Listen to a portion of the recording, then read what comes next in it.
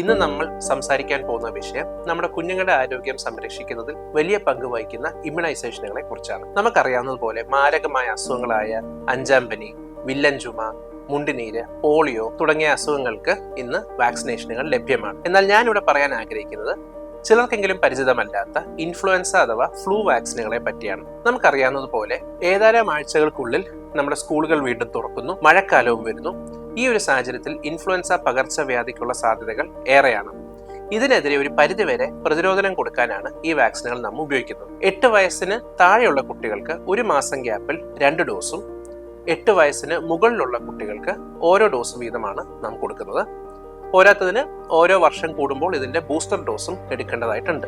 ഓരോ വാക്സിനേഷൻ വിസിറ്റും കുട്ടികളുടെ ഡെവലപ്മെന്റ് മാത്രമല്ല, കുട്ടികളുടെ വളർച്ചയും കൂടെ, അതായത് ഹൈറ്റ്, വെയിറ്റ്, തലയുടെ ചുറ്റളവ്, ഇതൊക്കെ നോക്കാനുള്ള ഒരു അവസരം കൂടിയാണ്. ഈ പറഞ്ഞതിനെ കുറിച്ച് എന്തെങ്കിലും സംശയമുണ്ടെങ്കിൽ താഴെ കമന്റ് ബോക്സിൽ രേഖപ്പെടുത്തുക.